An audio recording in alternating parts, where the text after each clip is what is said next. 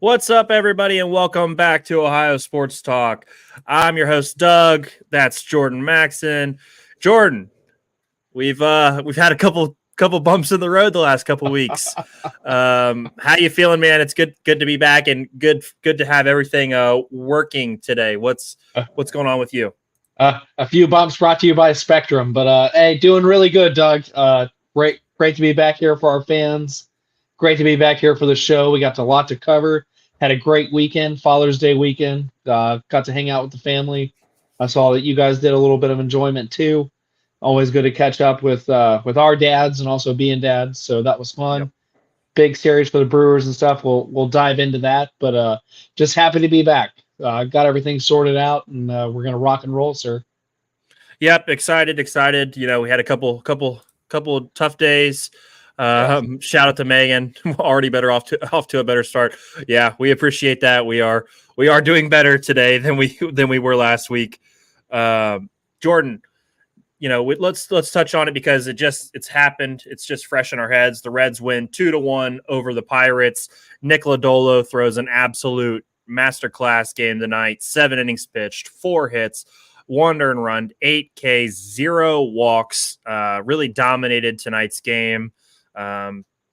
Kept the Pirates to the 1 run. You know, you give up a solo shot, it doesn't kill you, and that happens from time to time. But still, unbelievably well pitched game from Nick Lodolo. Thoughts on tonight's win against the Pirates?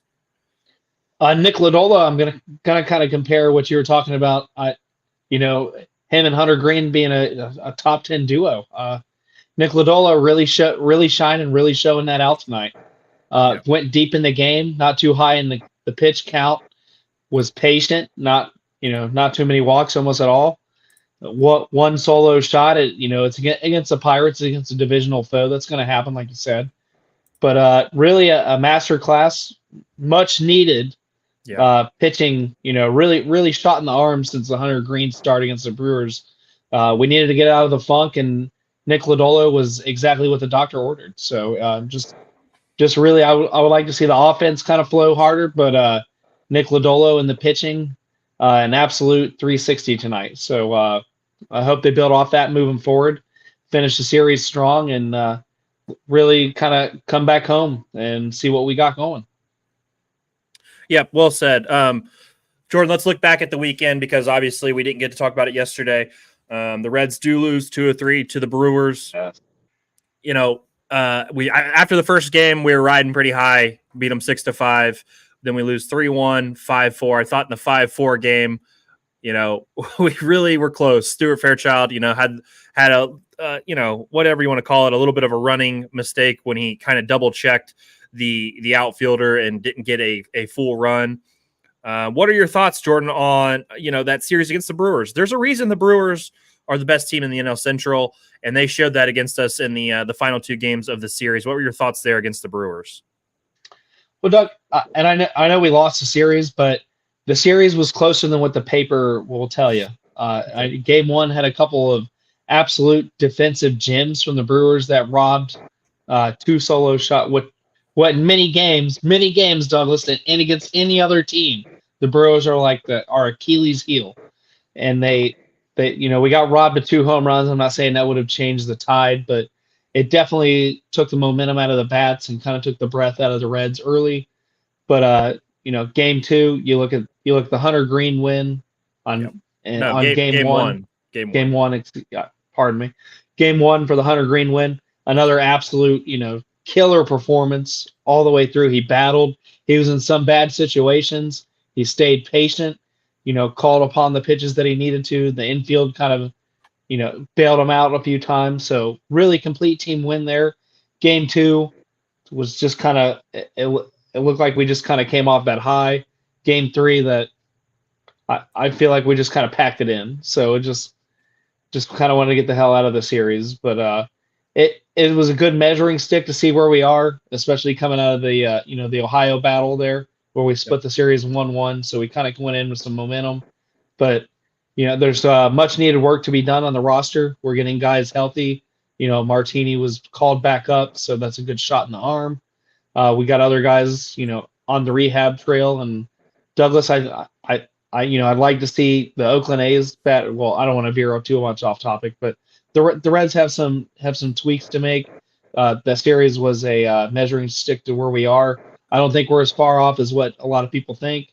They just got to tighten it up. They just got to tighten clean some plays up. The And errors on defense is one thing for yes, sure that needs to be cleaned up.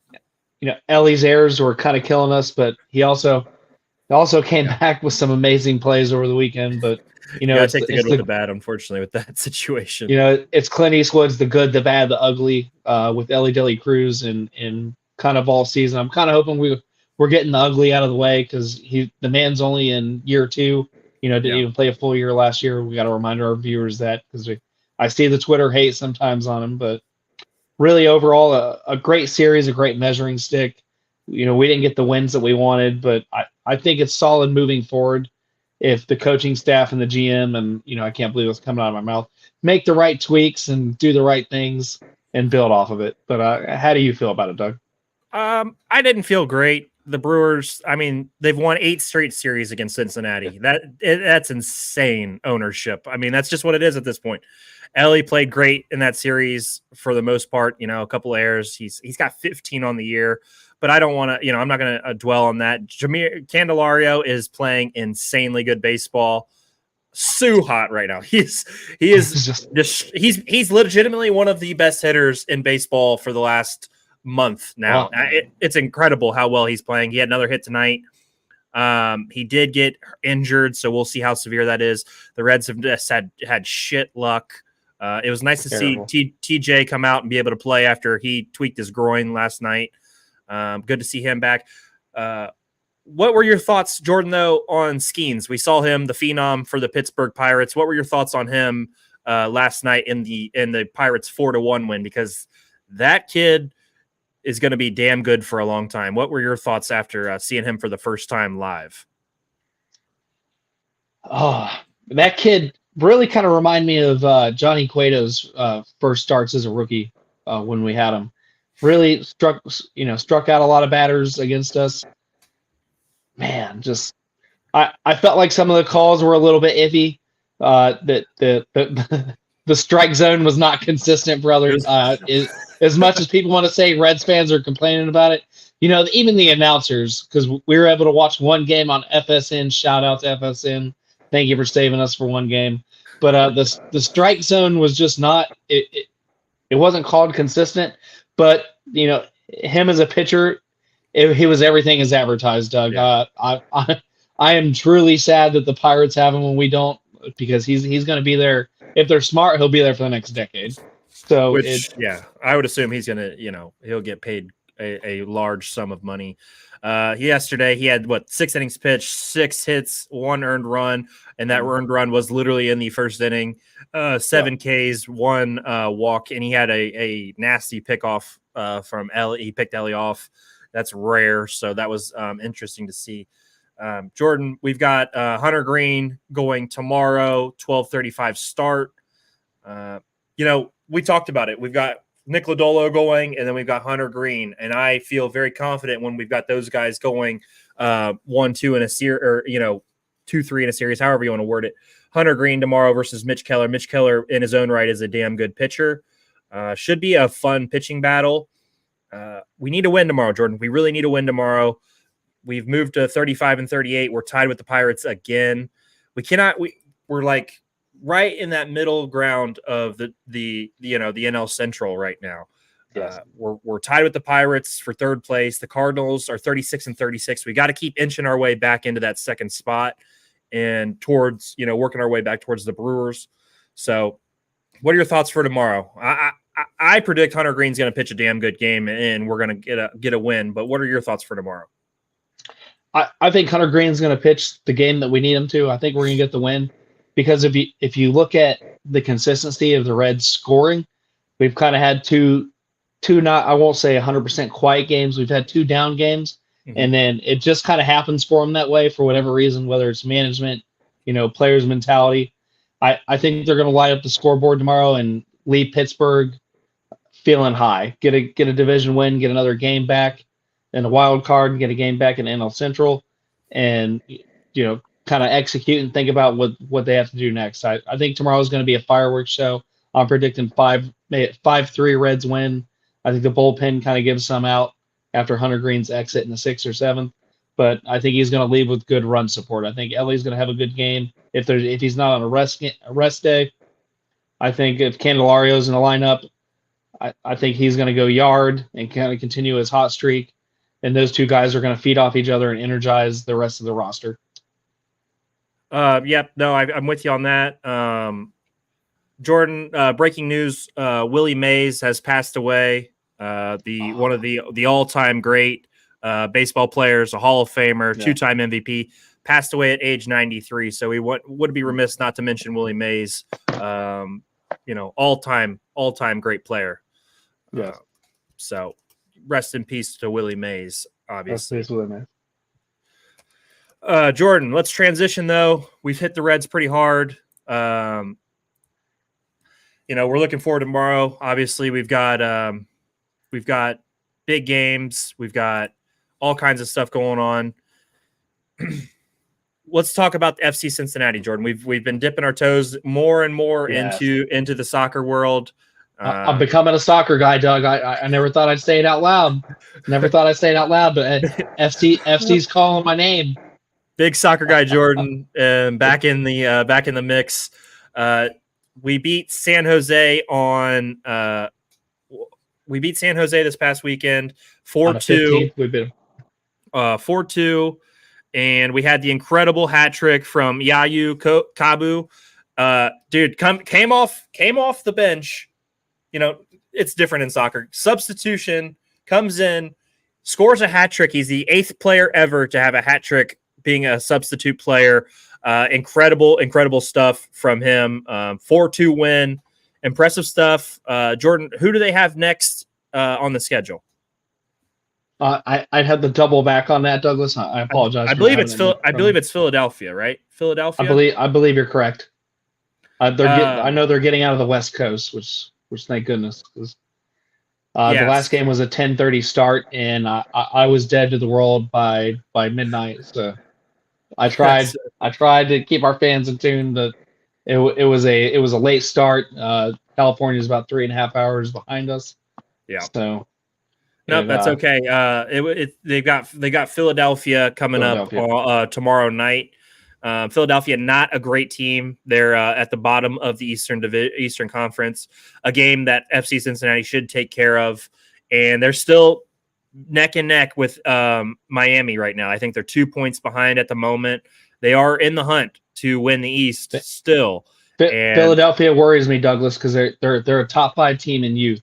So it's it's one we got to worry about because they're going to look to make a name for themselves. I know FC kind of got upset right before the intermission and the break by another young team, and I hope they learn from their mistakes. So, like you said, we should take care of business. It should be a nice win for FC Cincinnati, but you always got to watch out for young teams that are just kind of in rebuild mode, and Philadelphia is one of those teams in the East. Yeah, they're 4-8-5 right now. FC Cincinnati 11-3-3. Like I said, battling with Inter Miami, Messi's team. 2 points back, Jordan. They're still right there in the mix. So definitely doing. They're playing good. They're playing good soccer, good football. We're still American. We're not gonna overdo it. Still playing damn good soccer. So excited to see that tomorrow. I believe they are. They are in Cincinnati tomorrow, Jordan. So that gives them the home field advantage also. Much needed trip back home. Yeah, should be a good game. We'll hopefully they start at 7:45, so we'll be able to get a little coverage on there since there will be no Reds game tomorrow. Okay, Jordan. Now it's time to transition back to our college football highlight. This week, we're talking about the Miami Redhawks. Miami Redhawks, damn good team, Jordan. Damn good team. Yes, they are. They did get hit a little bit by the injury bug last season, but still finished and won the MAC. If you look at it, still we've been hammering the Mid-American Conference lately. We're MAC guys ourselves. When it comes to college football 25, we'll be taking over MAC programs, but they play at Yager Stadium. Their head coach Chuck Martin, 56-62, but I feel like that is a little misleading, Jordan, because they've been very good the last couple of years, and they're coming off a MAC title, so I think that is a little misleading for him. Rivals are obviously the Ohio Bobcats, the Ball State. Projected again to finish first in the MAC, Jordan. 7-5 record was their overall projection.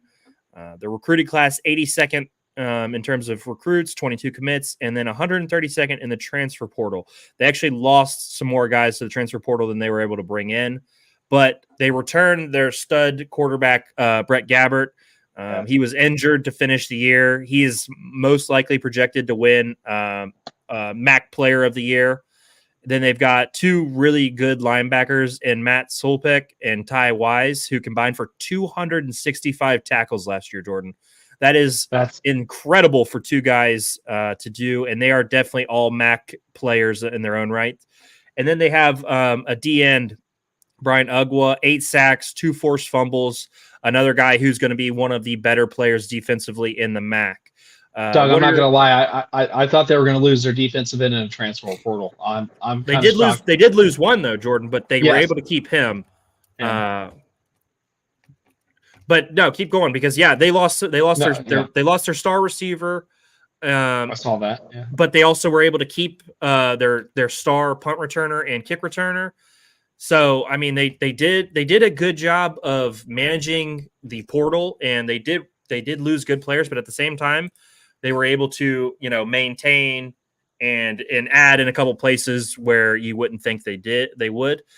Jordan, this season they start the season at Northwestern, then they've got Cincinnati, they've got Notre Dame, UMass, very, very tough non-conference schedule. That is a gauntlet. The beginning of the season. They went out and they definitely scheduled a hard beginning of the year. They could lose 3 of those games, Jordan, and still be they could still be in a good position in terms of the conference. I mean, look at that. At Northwestern, Cincinnati, at Notre Dame, and then they've got UMass, which is definitely a winnable game.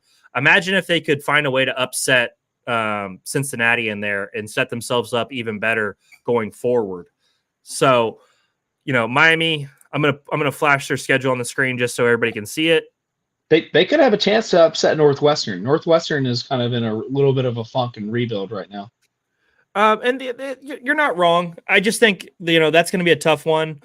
Northwestern, they're well coached, and I will give them that. If they upset Northwestern, then they beat Cincinnati. You're talking about a massive game against Notre Dame. Yeah. Not guys, and I'm not saying that they're going to come out and beat Notre Dame, but it kind of builds up and makes it a game that could be moved to TV if they win those 2 games against Northwestern and Cincinnati. They're obviously going to beat Massachusetts. Toledo is a team that we're going to talk about next week. They're also in the battle to win the MAC. Eastern Michigan, Ohio's a game they're going to win. I mean, they very well could almost, finish with 8 or 9 wins with one of the harder non-conference schedules they've had in some years, Jordan. So looking forward to Miami of Ohio football. They're going to be a good team this year. We'll definitely check back in on them, Jordan. Anything else you see on there that catches your eye for Miami of Ohio? I think you hit the nail on the head, Doug. You look at the 2 games, both at UC and Northwestern, and those are, I'm not saying it's, I think they could take one of those. I really do. Yeah. Like you said, I don't think they go into Notre Dame and win, but I think they can go to Notre Dame, make some noise if they keep it close, maybe for 2 or 3 quarters. That's a big statement for a program that lost a lot to the transfer portal, but has a veteran quarterback that can probably lead them to 1 or 2 wins during that schedule. So I think they're in a real position to kind of turn the page and turn the cornerstone of their program and under their head coach, who kind of inherited a mess. Like you said, you look at his overall record as a coach. He got there and he had to build that literally from the foundation up. So he's done really a phenomenal job by bringing in recruits. The NIL game kind of it changed a lot of things for Miami of Ohio. So some of the people they did lose just kind of use them as a springboard, but that's the nature of the beast, Doug. You you go to who takes you, you show off your skills, and you go to a higher program. And that's kind of what Miami went through last season. But moving forward, I think their kick returner, punt returners, probably gonna be on some route trees, gonna help us quarterback out. Yeah, he's going to be a big And target this year. their defense, they did lose some, but they didn't lose both studs. I really thought they were going to lose both studs when we were kind of reading into them this week. But kudos for him staying and toughing it out. And I think they do, Doug. I think they go 1-1 when it comes to either Northwestern and Cincinnati. I think they kind of shock the world and make some noise there. And you look at Cincinnati, kind of ended the year on a mess last year. So there's kind of a vulnerable team going on. It probably will be that UC game. Nope, I'm with you on that. That's a good point. I think personally, I think they're going to win the MAC again. And like you said, but Jordan, think about this: a MAC team is scheduled a Big Ten opponent, a Big 12 opponent, and Notre Dame. I mean, that's really important for them, And then this new world of college football, where we're having a college playoff, anything could happen. What if these guys get hot and pull off? They're not going to beat Notre Dame. They're just not. But if they beat Northwestern Cincinnati, they're just, that almost guarantees them 10 wins and competing for a MAC title. I think it's really great. I'm excited for Miami of Ohio to repeat potentially as MAC champs. But Jordan, let's move on. Yes, sir. We've got news and notes. Since we missed yesterday, we got all kinds of stuff to talk about. Jordan, let's start off with the other team in Ohio, because we need to give them some credit and talk about them. Our Cleveland Guardians, 44-25. They're up 5 games in the AL Central. Jordan, struggled against the Blue Jays, lost the series, won the first game, lost the next 2. They're playing the Mariners right now. Live looking on that game. Mariners are up 8-4 right now on the Guardians in the top of the 8th. So the Guardians are definitely they're hitting a little bit of a snide, but still with a 5-game cushion in the AL Central, a very good team. Ramirez got back from paternity leave, so that'll definitely give them a boost. Oh, much needed in the clubhouse. Yeah, somebody I want to talk about, Jordan, that doesn't, I don't know why, but Stephen Kwan is one of the best, if not the best hitter in Major League Baseball. He doesn't have the at-bats to qualify at the moment, but he's hitting .398, Jordan. .398. This dude is insane how good he is. I just wanted to give him a little shout out, because watching him hit is just it's impressive how damn good that guy is. Yeah, and we touched on him a week ago. He's, like you said, it's just because of the his designated hitter spot and registering hits and at bats, and just really the guy. He's kind of their secret weapon right now when it comes to offensive. We know the big names that are on the Guardians, but really, I think he's going to go down as kind of as an unsung hero at the end of the year in my book. Well, yeah, definitely looking at it from like a major league level, he definitely doesn't get talked about the way other people get talked about, and he's hitting .398 right now. That's insane? Left fielder. He 1 for 4 tonight. It's hard to get this guy out every time. Like, you're not going to see a game where he doesn't have a hit. And I definitely wanted to shout him out and shout out the Guardians with their 5-game lead over the Royals in the Central. Jordan, we had some more news this past weekend. A little Ohio State golf news, Jordan. Yes. Neil Shipley wins the U.S. Low Amateur Open. And then he becomes the 10th golfer in history to win the Masters and the Open in the same calendar year. The last person to do that was Victor Hovland. Just an incredible accomplishment, Jordan, for Ohio State golfer Neil Shipley. I wanted to touch on that because that's an impressive ordeal. What were your thoughts on that, on his big weekend? I won't say I was shocked, but I was definitely impressed. Like you touched on, I did get to watch some of them in the Masters this past year, or a couple months, not even a couple months ago, like maybe 2 months ago, around just past Easter time. So him sitting there next to the winner, and they did kind of a dual interview. He composed himself very well. They were able to kind of go back and show his shots and all the people that he got to be around, big names like Tiger Woods. And so I think the young man is learning an awful lot from that experience, and he just brought it on the U.S. Open. I was able to kind of track and see his scores as something we pay attention to, especially from being prior Ohio State. But I think he's going to be kind of a force next year, Doug. I think you're going to see him on the major tours as a competitor. Maybe not so much in the win category when it comes to the big I call it the big three, the big titles. But a guy that could easily finish in the top 10 to top 15, maybe a few times, and make a lot of noise and make a name for himself and continue to be invited back. So maybe I'm not saying he's the new phenom, but where do you kind of see his projection? Well, see, when you win titles like this, you get the lofty expectations start to come on, and you start to expect, titles and things like this. I just want to see, those first couple of years, I want to see him finish tournaments, make cuts, things like that, be competitive, finish, maybe top 25 finishes, things like that. And this is a guy that I think we can follow his career going forward, because we saw him play some at Ohio State. We've seen him do well in these low amateur tournaments. A guy who has a lot of potential to be a good golfer going forward. And when he makes that pro debut, we'll be there and we'll be supporting him, because he's a damn good golfer. And it's exciting to have a guy from Ohio State take that next jump. So definitely looking forward to him in the pros. Jordan, next thing, we're going to stay with Ohio State.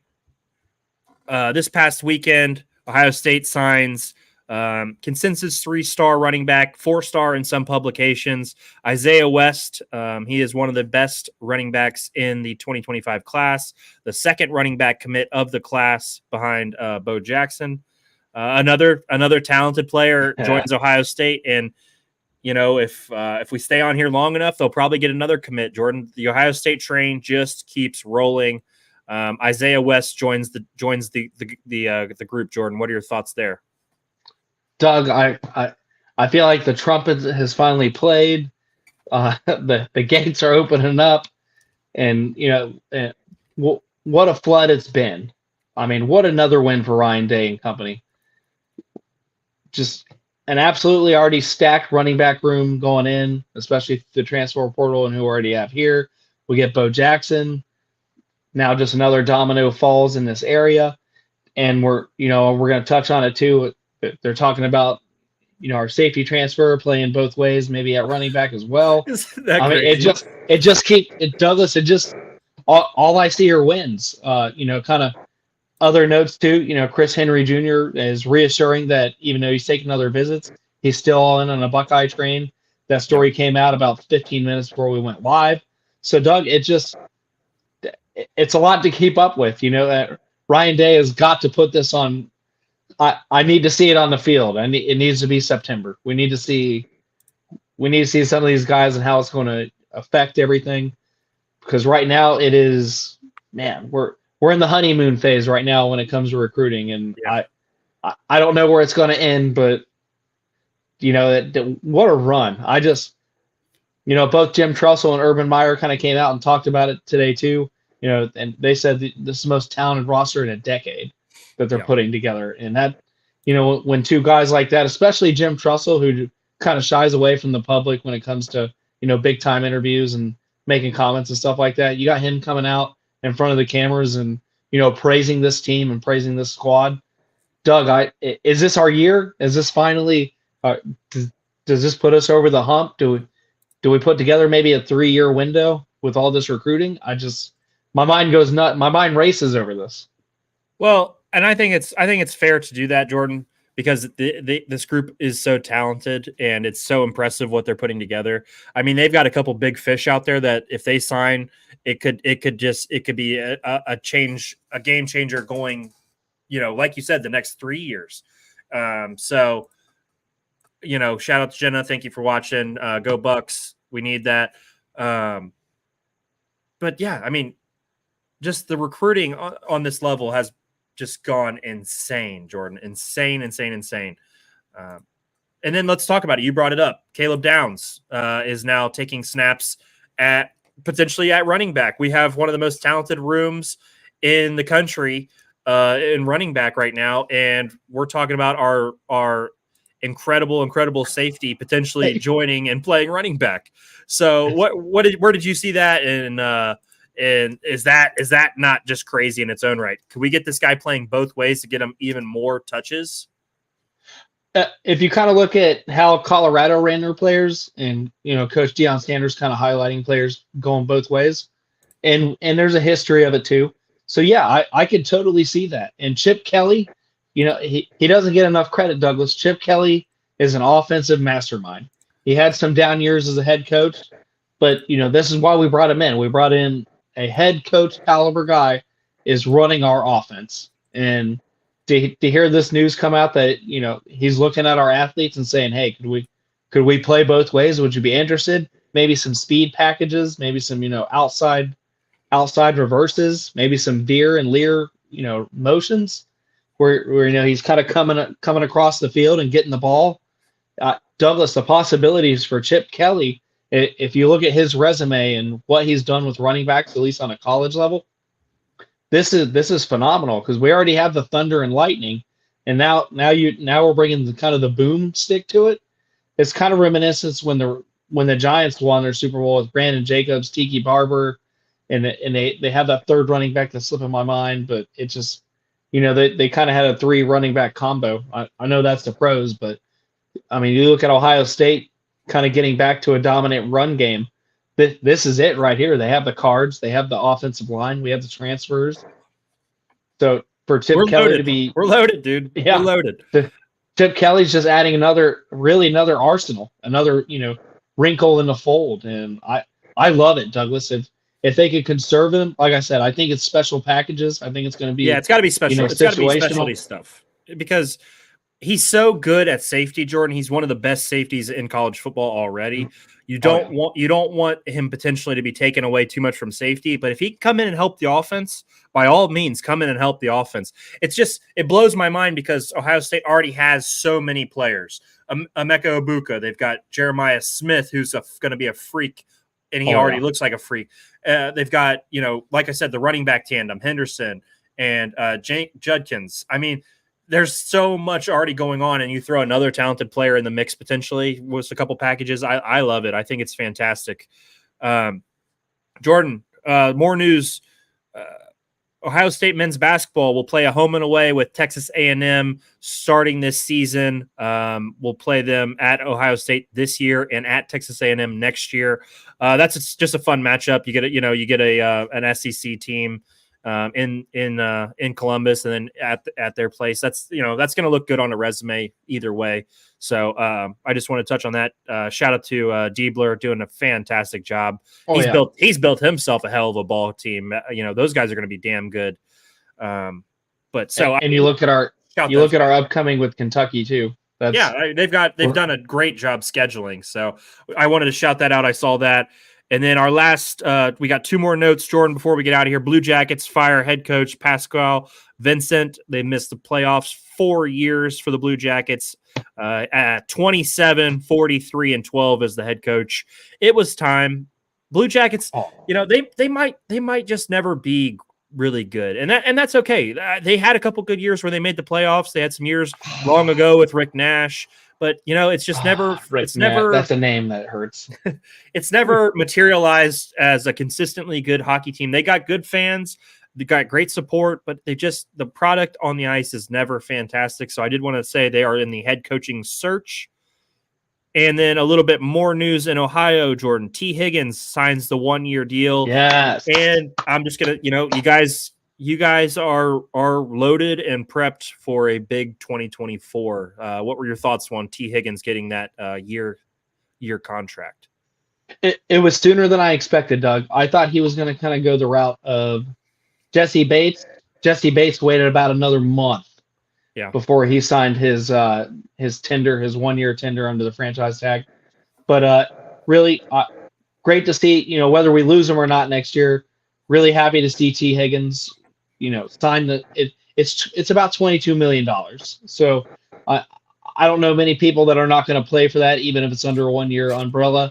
He signs this $21.7 million deal to play under the franchise tag. We get him in camp sooner. We get the rhythm going. Joe Burrow's coming back from injury and taking care of himself. Jamar Chase is reported. We have the upgraded offensive line, which I touched on last week. The product's starting to come together. So it's really kind of good to see that we can, kind of can the drama, even if it's for 12 months. They'll revisit that conversation next year, whether he walks or maybe they sign both of them, and we kind of get the Chad Johnson, TJ Hushmanzada deal that we got, over a decade ago when they both kind of signed their extensions together. Maybe history will repeat itself, but that's got to be the goal, though. That's got to be the goal. But it's also performance based. Douglas, T. Higgins missed 5 games last year, had a plethora of injuries, whether it was hamstring, cracked ribs. Not taking anything away from the man, all class pro athlete, but he didn't play. He didn't play to a standard. There was a lot of injuries, communication issues. He lost his quarterback, had to play with Jake Browning for a little bit, and kind of got lost in the offensive shuffle, which was just a complete mess at the end of the year. So he needs to come back healthy, play under his tag. He's playing for our contract and 31 other teams. So I think that's kind of a motivational. And they have a team to make a run, at least on paper. On paper right now, we have the team to make a run. And I think it's going to be fun, especially with and I'm going to go ahead and highlight it now. Hard Knocks is coming into the AFC North for the end season. And Douglas, when Hard Knocks cameras roll in Cincinnati, success happens. We are 2-time AFC. You knew this was going to happen. We are 2-time AFC North champions when HBO brings their camera crew. So I'm just the script is writing itself. The Super Bowl is in New Orleans this year. We all know about the New Orleans connection with Jamar Chase and Joe Burrow and T. Higgins, who played the championship game in New Orleans against LSU when he was on Clemson. So bring me that script, Douglas. What does that mean for the Browns? How do you feel about Hard Knocks? I like it. I like it. I like it for all 4 teams. I think it's great that we get to see some more inside stuff on some of these teams throughout the year. I think it's really cool. Your little dumb stat about Hard Knocks and the Bengals winning the AFC. That's not a dumb stat. That's a real stat, Douglas. That's a real stat. That's a real low-hanging fruit. You got lucky. You got lucky. And Douglas, we get to share the cameras with the Bears. We have joint practices with the Bears this year, who are on the Hard Knocks flagship show. So Cincinnati gets a kind of double dip here, Douglas. We get a little preseason and end season. The thing is, Jordan, I like these kind of things. I know we're messing around here a little bit, but I like the fact that we get to see inside some of these locker rooms and see some of these behind the scenes situations with NFL players. I think Hard Knocks has been really good. I like that, HBO's doing the end season with the AFC North. I hope they do this with, a different conference every year going forward. That would be awesome. Because I just think it gives people more football, and that's during that time of year. That's what we want. We want more football, and it's going to be on HBO Max, whatever you want to call it now. Max, that's dumb as hell. But we get to see our teams in a different light. We don't get to see them sometimes Monday through Saturday. Unless it's we get one of those primetime games. So I'm excited to see this. I think it's going to be very fun for the NFL. I'm sure this is going to do damn good ratings because, the AFC North, everybody watches football. I mean, it's going to be must-see TV every week. Can you imagine if your team gets snubbed one week? Like, say we're not on a lot one week and you guys are on a ton. That's going to piss me off. But, it goes around. Like, hopefully, that kind of thing, we can nitpick at each other and do that kind of stuff. So I definitely think it's fun. And Doug, I think, make no mistake, the AFC North finished the year with all 4 teams above 500. Well, they could have had all 4 teams make the playoffs if you guys didn't fuck it up. You know what, Douglas? I don't like to talk about the Texans game. I don't want to be haunted by it. I don't think the drop ball by Boyd. There's a reason he's not there this year. Sorry, we made the playoffs. Jordan, I do want to had a playoff Joe show up. Playoff Joe, baby. I do want to circle back around though. But you did mention T. Higgins was injured. He missed. He had played 12 games, 42 catches. He still had 656 yards on 42 catches. He was going to be well over 1,000 had Joe Burrow and him played all those games. I'm pretty comfortable saying that Chase and Higgins are the best duo. I believe they're probably the best duo in the NFL. If not, they're in the battle for top 3. I'm expecting you guys to win a lot of games this year. But, It's good times in Ohio. We're both headed in the right direction. It seems like football wise. Jordan, do you have any other things before we need to get to before we get out here? I'm glad we got back out after our debacle yesterday. Struggled with audio. See, there you go. Right when I say something happened. Don't say it, Douglas. No, it's all good. But Uncle Howdy heard you talking shit earlier. He's probably going to take over our show. But no, I want to circle back a little bit. The Cavs got me nervous, Douglas. We haven't named a head coach yet. I was kind of hoping the announcement would come at the end of last week, early this week. We're sitting here on Tuesday, and I know the NBA Finals ended yesterday with the Celtics winning their title. Congratulations to Boston. Still fuck Boston as always, but fuck Boston. They did it. We didn't. But do you feel like it maybe a Donnie extension is coming first before the head coach, or do you think we'll name a head coach before that happens? Well, Donovan Mitchell is he's on vacation in Europe, I believe. But he's been dropping us hints on Instagram. If you're into that kind of thing, into the conspiracy theories, he's been wearing Cavs gear, working out, Cavs gear around town. So I do think Donovan Mitchell signs an extension, but I would like to have a coach in place first. That's just me.